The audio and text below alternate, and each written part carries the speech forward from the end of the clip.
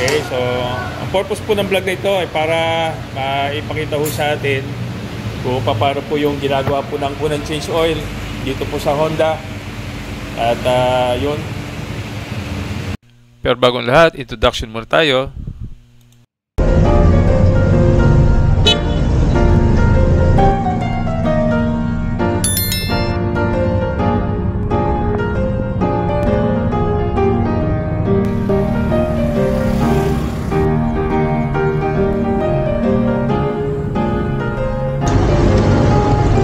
Okay, good day everyone. Itong video po na to ay ipapakita ko po yung paano po yung unang change oil po natin ng ating Honda Navi. Po yung naganap isang buwan. Pagkatapos po na acquire po natin ang unit po na ito ng ating po Patriot Red Honda Navi ay ito po 2 weeks din na bago po nagkaroon ng ORCR at less na naman bago po nagkaroon ng plaka. At ang ating pong odometer po ng panahon po na ito ay nasa mga 340 pa lamang, pero dahil umabot po na isang buwan ay napa-change oil na po natin the first change oil. Pero mas maganda sana kung umabot po ng 500 ang odometer, kasi nga kagaya po ng sabi nga ng mga matatandang mekaniko na para talagang hasang-hasa po yung pinakabarbula po niya bago po makapag-change oil ng synthetic na ilalagay mo.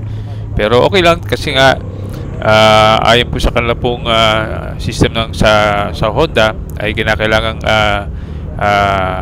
1 month ay kinakailangan mapa-change oil mo or mabot po ng 500 kung sino po mauna.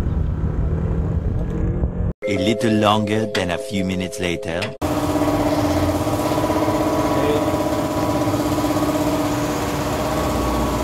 Unang change oil ng ating Honda Navi.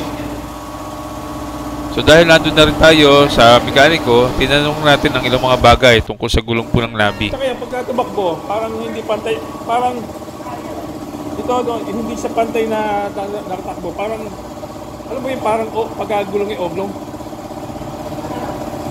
parang oblong, di ba? Pagka binuhay mo ang takbo niya parang kita mo sa ano gano'n, parang nararamdam niyo mo kayo? may ramdam ako. Baka sa goma lang, sir. Sa goma? Kasi di natin yung perfectly Sa bagay, oo, sa bagay. sa goma lang siguro. Kasi sa ano dito 9100. yung taas, 100 yung So, sa tingin mo, kaya pa maka 110, 120? Hindi, yung palapad na gano'n? Makakaya pwede po? siguro. Pwede. Gawin nyo ano, sir, 180. Pagaya ng lapad ng panlikot ng clip. Okay. 170. Ano ito, kapit. Ayun. Lapad ng kaunti pa dyan. Pang ano yan, pang beat? Oo. Pero, 180 pero ang makakakuha tayo ng tank kaya. Yun lang, hindi ko masabi. Hindi, meron siguro dahil mga Suzuki Bergman meron Di ba? Malapad. Meron naman, sir. So, posibleng mapalapad pa. Mas maganda, mas malapad So, pati gear oil, pinatan din Okay, so gear oil tsaka engine oil.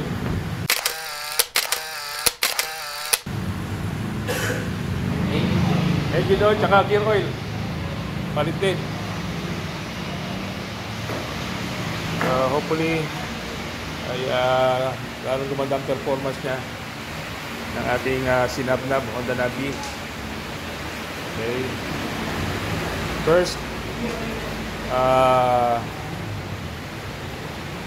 change oil.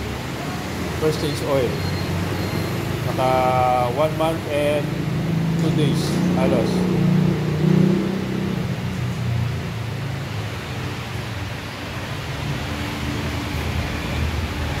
Yung plug niya, anong size?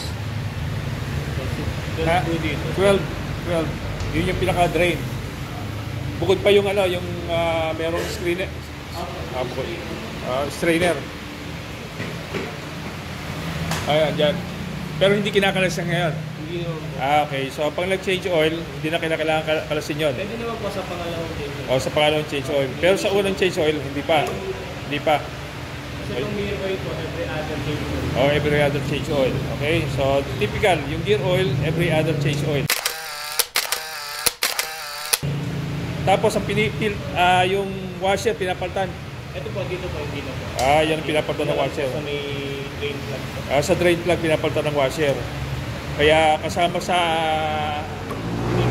binibili, sa Honda, pati yung washer. Kasi every change oil, pinapalitan ng washer.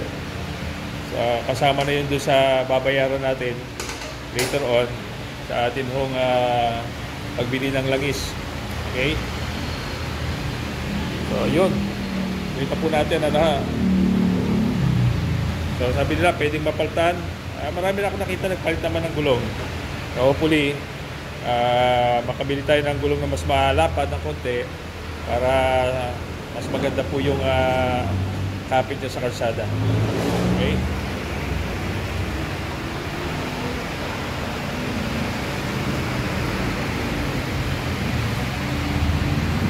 Ayun. Ayun po, nasa ilalim. Okay, so yun lang ang tinanggal ngayon. Hindi pa tinanggal yung merong screen o strainer. Kasi sa unang change oil, hindi tinatanggal yung may strainer. Okay, sa unang change oil, hindi tinatanggal ang strainer. Okay, so sa pangalaw daw ng change oil, doon naman tatanggalin na yung strainer doon sa kabila. Okay, so dinidrain pa. Okay lang ha, Brad, binablog ko ha. Okay lang ha, para may ano ko sa upload ko sa YouTube natin. Magandang information kasi yan eh. Nakakatulong sa mga user. Okay, so ang purpose po ng vlog na ito ay para maipakita ho sa atin kung paano po yung ginagawa po ng unang change oil dito po sa Honda. At yun, kada change oil palit ng washer. Up. Okay, so konting yugyog para tumulo. Okay. Yun. Yun ka na. Hindi naman.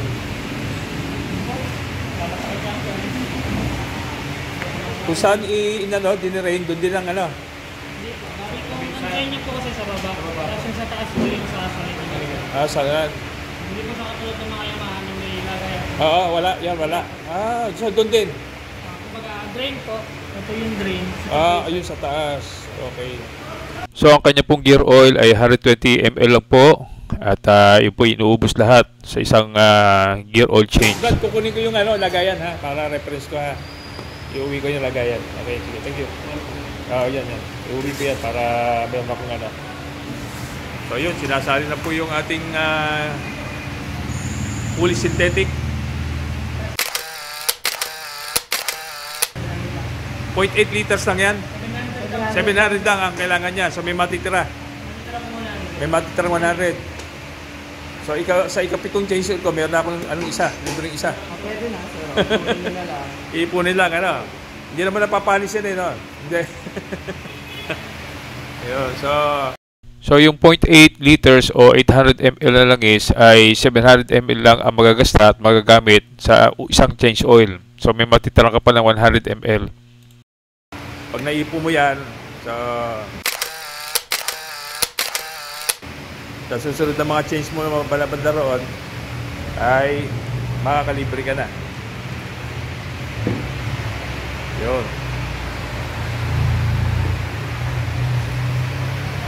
Hand tight lang yon, hindi sinisikpa, hindi ginaganon. Pwede naman po. Oh. Pwede po hand tight na para po sa kanya. Pwede nyo sa i-check. Pwedeng i-check. Okay. So, yung kanya pong dipstick, sinisilip. Dito po siya dapat. Ito po yung lower, ito po yung nakapagkakasar yan. Okay. So, mag-check kayo ng oil, dapat yun lang siya dyan. Nakaganon. Saka nyo sa ito. So, nasa level naman po siya. Sa limit na siya. Okay lang. 700. A little longer than a few minutes later. So hopefully sa susunod po nating ride, mas maganda na performance po nito. And now let's go to our Bible meditation time. Our verse is found in 1 Samuel chapter 16 verse 7. For the Lord seeth not as man seeth, for man looketh on the outward appearance, but God looketh on the heart. Ano ibig sabihin ito? Tatlong bagay ang ating makikita. Number 1, the Lord searcheth the heart. Sabi ng Bible sa Jeremiah 17 verse 10, the Lord searcheth the heart, I try the rein, even to give every man according to his way, according to the fruit of his doing. Alam po ng Diyos about lihim, about kasalanan sa ating puso. All our doings are accountable sa Diyos. Number 2, the Lord sees the heart. Sabi po ng Jeremiah 20 verse 12, But, O Lord of hosts, and tries the righteous and sees the rein in their heart. Galit ang Diyos sa kasalanan sa ating puso, ngunit mahal niya makasalanan kagaya natin. Kaya nais niya bigyan tayo ng pag-asa ng langit. At pangatut panghuli, the Lord knoweth the condition of our heart. Sabi po ng Bible sa Jeremiah 17 verse 9, the heart is deceitful above all things and desperately wicked. Who can know it except God? Kaya nga sa harapan ng Diyos, tayo po lahat ay makasalanan at tayo po guilty at ang kabayaran ng ating kasalanan ay kamatayan. Datapwat, ngayon na lamang pag-ibig po ng Diyos sa sanlibutan kung saan tayo po ang pinakamahalaga. Binigay niya ang kanyang anak na si Jesus na sila magsasampalataya, hindi mapapahamak at bagkus magkakaroon na walang buhay. Kaibigan, tanggapin mo siya bilang tagapagligtas. Mahal ka niya, siya namatay para sa iyo. Magsisi ka na iyong kasalanan at tanggapin si Kristo sa iyong buhay bago mahuli lahat, kaibigang rider at OBR. It's shoutout time. Shoutout po sa ating pong 3,703 subscribers. Salamat po sa inyo pong patuloy na comments and suggestion at sa panonood po ng lahat ng ating mga videos. Again, like, subscribe, and hit the notification bell for more upcoming videos. Again, ride safe with prayers. To God be the glory. Ito ulit si Pastor Man. Thank you for watching. Paalam.